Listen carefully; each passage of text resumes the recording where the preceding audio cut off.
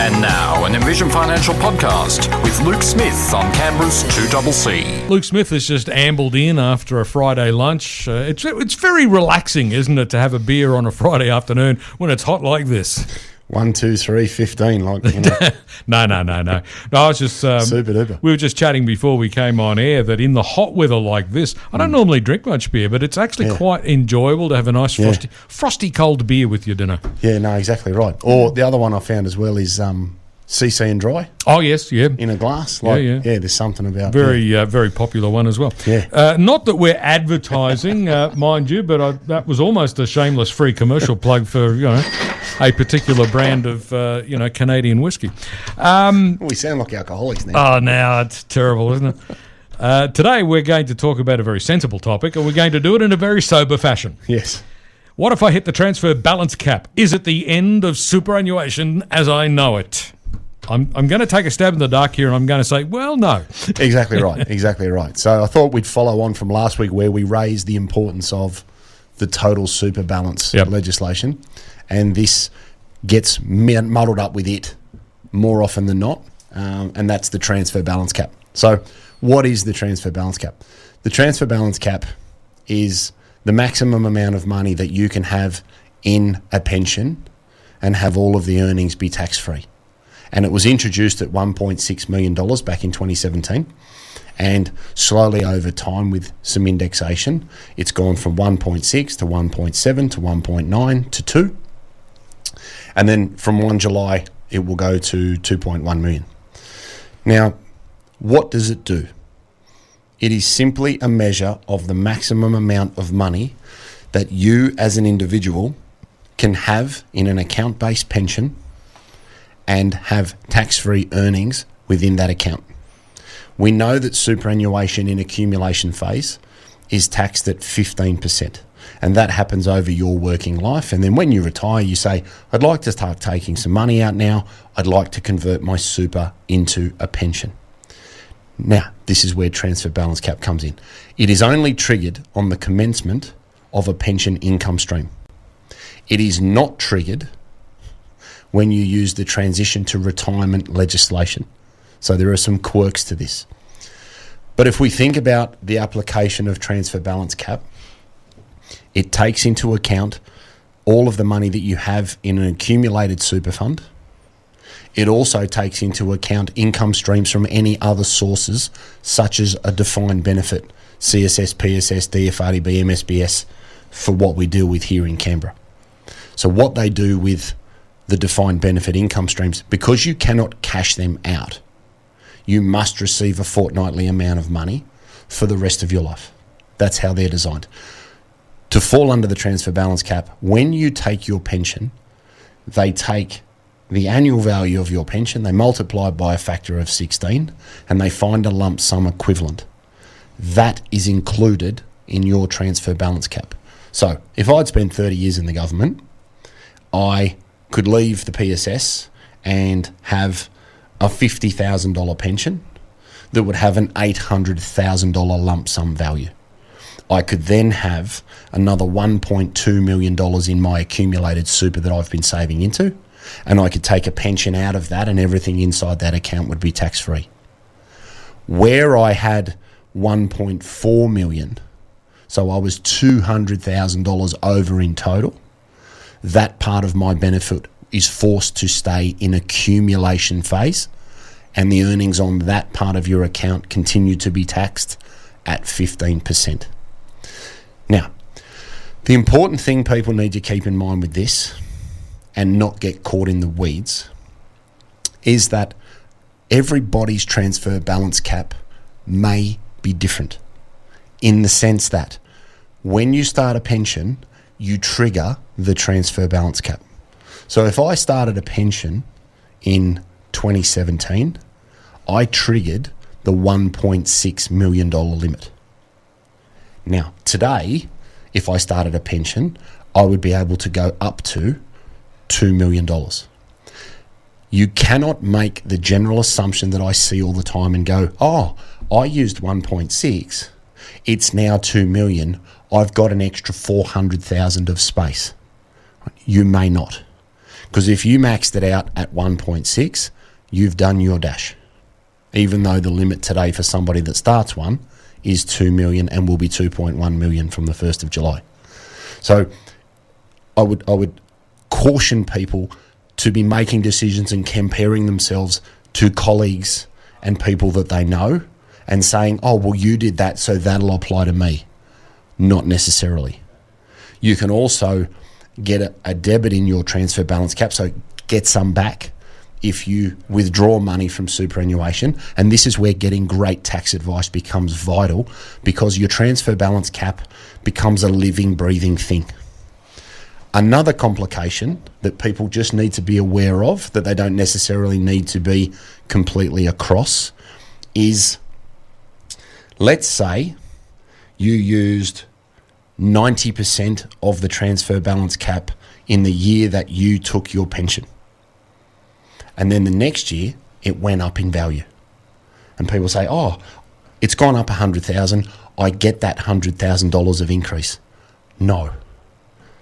If you've used 90% of your transfer balance cap and you have 10% left, if the indexation goes up $100,000, you get 10% of that increase because you had 10% left of the level that you triggered. So this is not something to be taken lightly, and there is some investigation and some information that you can get from the ATO that is vital when making strategic decisions around starting pensions, stopping pensions, taking pensions, the defined benefit side of things. And as we discussed last week, the transfer balance cap tests the limit and the maximum of a pension. It is completely separate to the total super balance rules, which say how much I can put in.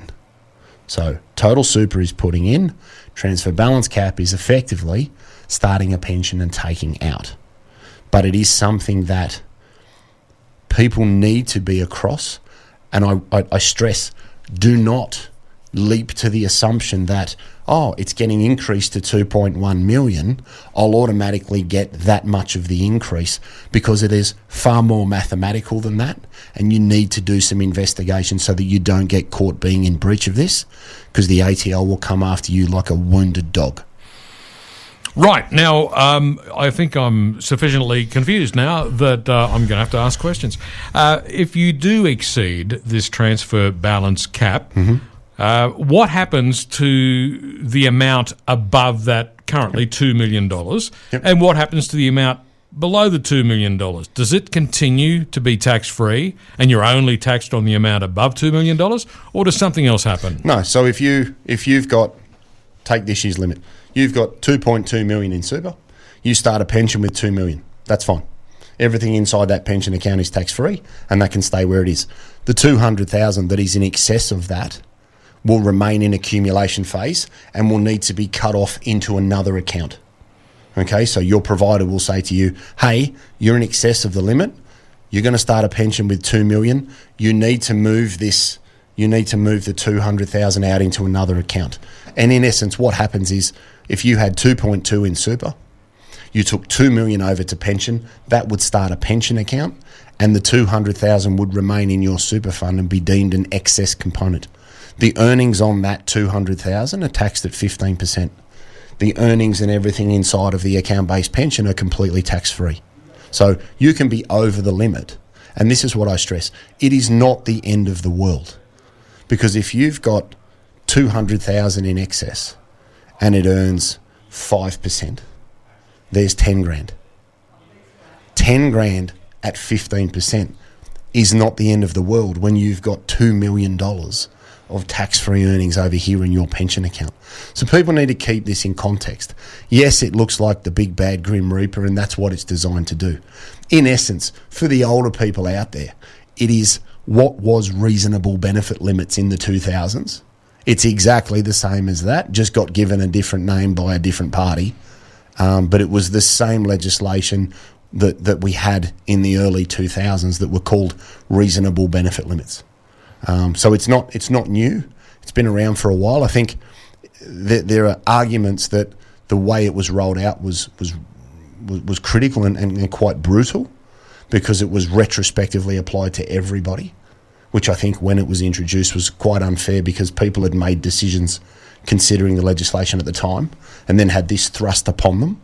But it's important to just get a handle on how's it tested, know that it's there, consider the change as it indexes, and get some advice around what you may or may not be able to use. Because if you do have some room, you may be able to add more of your excess to a pension in the future and make the most out of your accumulated wealth and take things as tax effectively as possible within the thresholds that we are forced to sort of follow the guidelines of by the ATO. Luke Smith from Envision Financial is with me in the studio today. And the question is, what if I hit the transfer balance cap? Is it the end of the world? Luke, you've told me it's not the end of the world, but I tell you, I still find this a confusing issue. What are the key points that people need to keep in mind? Yeah, so again, it's not the end of the world. I know people come in a panic and, this is going to happen and the world's going to end and, all right, hang on. Well, at the end of the day, it means you've got more money in your superannuation than, certainly a lot of other people. As a lot of people say to me, and there'll be comments online. It's a nice problem to have. It's a first world problem. What are you crying about? Yeah, okay, great. But a problem nonetheless. Mm-hmm. Okay, because if you can work that hard and amass that amount of asset, you don't want to pay any more tax than is unnecessary, which I think is only sensible. So you just got to remember, it is the maximum amount of money that you can have in pension phase. That's it. It's that hard. It's that simple. It's all wrapped up in that bucket. How much can I have where I pay no tax on the earnings inside the account, no capital gains tax, and no earnings on my dividends inside an account? So that's it.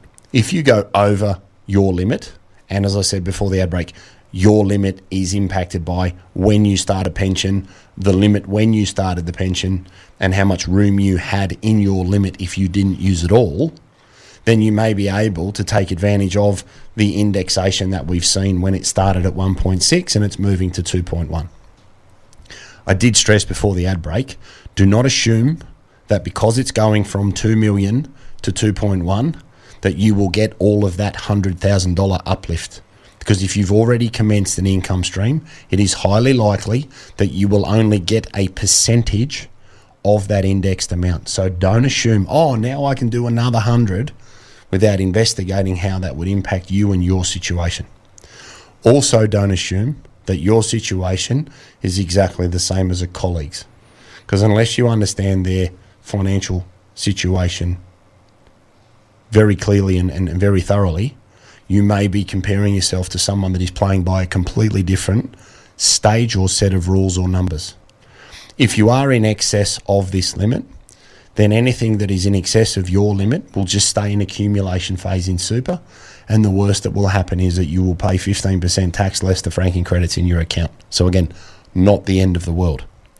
If you are in excess of the transfer balance cap, you are still able to put money into superannuation. Another thing that I get, or assumption that I get regularly is, I can't put in any more contributions. Yeah, you can, because this just tests how much you can have tax-free in a pension. Putting money in is completely different. So don't think that, I've gone over my limit, I'm at X, I can't put any more in. Yeah, for sure you can. You just may not be able to take all of it and put it in a tax-free pension structure.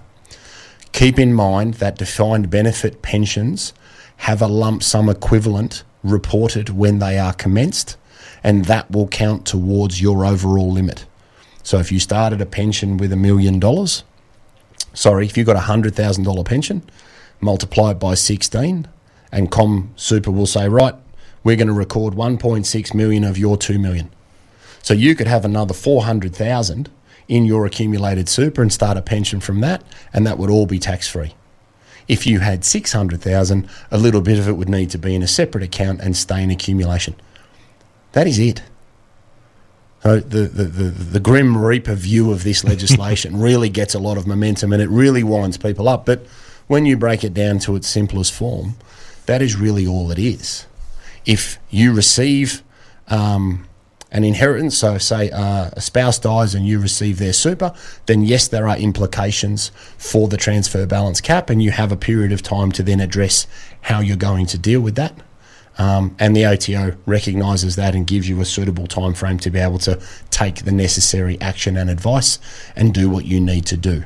So again, don't panic. Oh, my spouse has just died. I'm going to get done with this and it's going to cost me. No, just work out what you're dealing with. Find out what your limits are. Find out what room you may have, and then make the necessary decisions to get the best outcome possible. But just be prepared. Don't assume. Go to the ATO and see what's been recorded in your profile in MyGov, because that should be your source of truth. If you've got a defined benefit pension, they'll be able to give you what they recorded for you when you took your pension. And just keep in mind that they are not exempt under this. They fall under the rules in conjunction with all normal super. But it's about measuring how much you can have in a tax-free pension. It has nothing to do with putting the money into super. That was the total super balance that we spoke about last week. Luke Smith from Envision Financial. Where can listeners get more information? 62604749. You look like you're a bit weary there, but for the people that might be watching this on the video later, we must explain we're in the middle of the heat wave as we're recording this. Yeah, it's 39 degrees in here and 40 outside. And this transfer balance cap is enough to melt your brain, in the air conditioning. So we've got envisionfinancial.com.au on the internet. We've got the Strategies Tackle, Luke Talks Money on iTunes and Spotify, Envision Financial on YouTube, and Smart Money Strategy, your ultimate guide to financial planning, in all good and bad bookstores. It's okay. Don't panic. We're okay. You're worried about when we're going to hit the zero on the timer over there. Your new clock's killing me. Yeah, don't look at the clock. That's my job. Luke Smith, thanks very much for popping by. We'll catch you again next Friday. See you next week. Luke Smith from Envision Financial, back with us again at the same time next Friday afternoon, right here on 2CC.